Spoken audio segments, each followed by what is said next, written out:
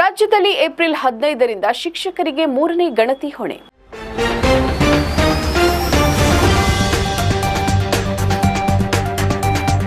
ಶಿಕ್ಷಕರಿಗೆ ಗಣತಿ ಹೊರೆ ತಪ್ಪುತ್ತಾ ಇಲ್ಲ. ಒಂದಾದ ನಂತರ ಒಂದು ಗಣತಿ ಕಾರ್ಯಕ್ಕೆ ನಿಯೋಜನೆ ಮಾಡುತ್ತಲೇ ಇರುತ್ತಾರೆ. ಇದೀಗ ಒಂದೇ ವರ್ಷದಲ್ಲಿ ಮೂರನೇ ಬಾರಿಗೆ ಗಣತಿ ಕಾರ್ಯಕ್ಕೆ ನಿಯೋಜನೆಯನ್ನ ಮಾಡಲಾಗ್ತಾ ಇದೆ.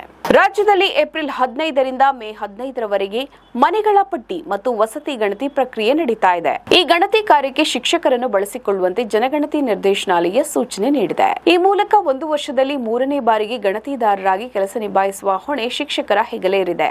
ಎರಡನೇ ಹಂತದಲ್ಲಿ 2027ರ ಮಾರ್ಚ್ ತಿಂಗಳಲ್ಲಿ ಜನಸಂಖ್ಯಾ ಗಣತಿ ನಡೆಯಲಿದೆ. ಇಲ್ಲಿ ಇನ್ನೊಂದು ಮುಖ್ಯವಾದ ವಿಷಯ ಏನಪ್ಪಾ ಅಂತಂದ್ರೆ, ಗಣತಿ ಮಾಡುವ ಅವಧಿಯಲ್ಲಿ ರಾಜ್ಯದಲ್ಲಿ ಮತದಾರರ ಪಟ್ಟಿ ವಿಶೇಷ ಸಮಗ್ರ ಪರಿಷ್ಕರಣೆ ಕೂಡ ನಡೆಯಲಿದೆ. ಇದೇ ವೇಳೆ ಬಿಎಲ್ಒ ಆಗಿ ಕೆಲಸ ನಿರ್ವಹಿಸುವ ಶಿಕ್ಷಕರನ್ನು ಗಣತಿ ಕಾರ್ಯಕ್ಕೆ ಬಳಸಿಕೊಳ್ಳಬಾರದು ಅಂತ ನಿರ್ದೇಶನಾಲಯ ಸೂಚನೆಯನ್ನ ನೀಡಿದೆ. ಒಂದು ವೇಳೆ ಶಿಕ್ಷಕರ ಕೊರತೆಯಾದರೆ ಯಾವುದೇ ಇಲಾಖೆಯ ಸಿ ವೃಂದದ ಅಧಿಕಾರಿಗಳನ್ನು ಬಳಸಿಕೊಳ್ಳುವಂತೆ ತಿಳಿಸಲಾಗಿದೆ. ಮೊದಲ ಬಾರಿಗೆ ಸಂಪೂರ್ಣ ಡಿಜಿಟಲ್ ರೂಪದಲ್ಲಿ ಗಣತಿ ನಡೆಯಲಿದೆ. ಇದಕ್ಕೆ ಪೂರಕ ಸಿದ್ಧತೆಯನ್ನು ಮಾಡಿಕೊಳ್ಳಲಾಗುತ್ತೆ. ಜಿಲ್ಲಾ ಮಟ್ಟದಲ್ಲಿ ಅಧಿಕಾರಿಗಳಿಗೆ 3 ದಿನಗಳ ತರಬೇತಿ ಶಿಬಿರವನ್ನ ಕೂಡ ಆಯೋಜಿಸಲಾಗಿದೆ. ಈ ಬಾರಿಯ ಜನಗಣತಿಯನ್ನು ಅತ್ಯಂತ ಗಂಭೀರವಾಗಿ ಪರಿಗಣಿಸಬೇಕು.